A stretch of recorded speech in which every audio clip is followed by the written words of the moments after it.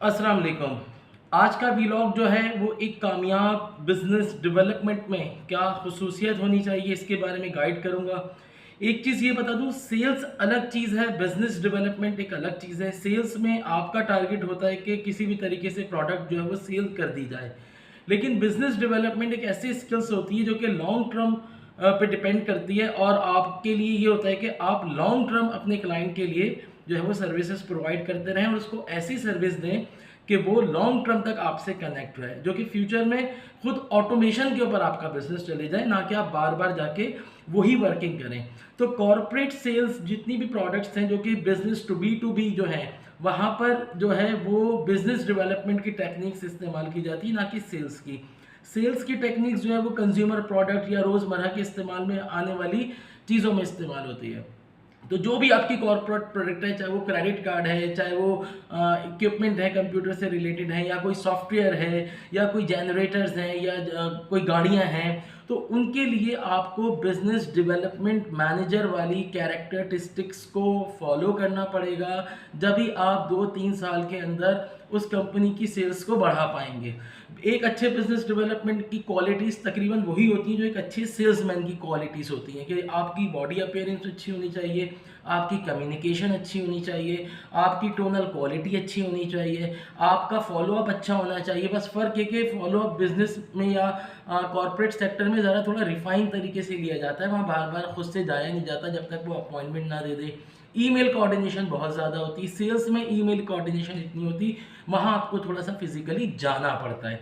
तो business development के लिए आपकी अपीयरेंस, आपकी कम्युनिकेशन स्किल, आपकी राइटिंग स्किल्स, ईमेल स्किल्स भी जिसे कहते हैं, ये अच्छा होना चाहिए। आपको जहाँ जहाँ भी आप विजिट करें उनकी आपको प्रॉपर लिस्टिंग करना पड़ेगी एक्सेल की शीट्स के ऊपर, उस कंपनी का नाम, उसकी कैटेगरी, उसका मोबाइल नंबर, उसका ईमेल एड्रेस, कॉन्टैक्ट पर्सन जिससे आप मिले थे। अगर आपने पिछले साल 50 कंपनियों को विजिट्स किया था, उसकी पूरी डिटेल आपके पास होनी चाहिए ताकि आप उसको प्रॉपर फॉलो अप भी कर सकें। कल को आपसे जो जूनियर आपको ज्वाइन करता है, आपकी असिस्टेंस के अंदर आता है, तो आप उसको वो लिस्ट दें और बताएं कि मैंने पिछले साल इन 60 कंपनीज को विजिट किया था, या इनको अप्रोच किया था, या इनसे मीटिंग सेट की थी, या ऑनलाइन मीटिंग की थी। जो भी स्टेटस हो वो आपने लगा वहाँ पर मैंशन करना है, ताकि जो असिस्टेंट आपका जो जूनियर है वो उनको उसी स्टेटस के मुताबिक ही फॉलो करे। तो बिजनेस डेवलपमेंट मैनेजर के लिए थोड़ा सा काम स्लो होता है, वो बहुत ज़्यादा हाई फाई तरीके से सेल्स पर्सन की तरह अप्रोच नहीं कर रहा होता। उसका एक टारगेट होता है कि रोज़ मुझे 25 कोल्ड कॉलिंग करनी है, इस टारगेट ऑडियंस को करनी है। कोई भी एक इंडस्ट्री को सेलेक्ट करता है कि जो उसकी प्रोडक्ट है वो आए कि इंडस्ट्रियल है, गारमेंट्स की है, मेडिकल से रिलेटेड है, उसमें 25 राइट परसेंट सीईओ हैं, या आईटी मैनेजर्स हैं, या जर्नल मैनेजर्स हैं, जो भी प्रोडक्ट को वहाँ पर हेड करता है उसको कॉल करता है, उसके लिए मीटिंग की कोशिश करता है। कुछ लोग टाइम दे देते हैं, कुछ लोग थोड़ा सा टाल देते हैं, उसको फिर 10 दिन बाद उसे कॉल या ईमेल करना पड़ती है।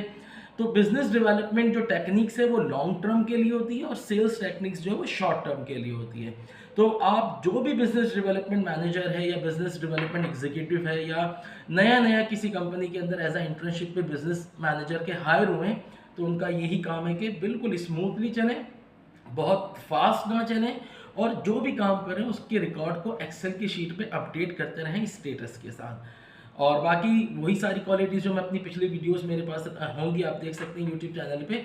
जो सेल्स मैन की क्वालिटीज़ हैं वही तकरीबन ऑलमोस्ट बिजनेस डेवलपमेंट मैनेजर की क्वालिटीज़ होती हैं। बस फ़र्क है कि इसका काम थोड़ा सा रिफाइन और लॉन्ग टर्म बेस्ड और वेल एजुकेटेड होता है, लेकिन सेल्स पर्सन थोड़ा सा रैंडम भी काम कर जाए तो उसका काम चल जाता है।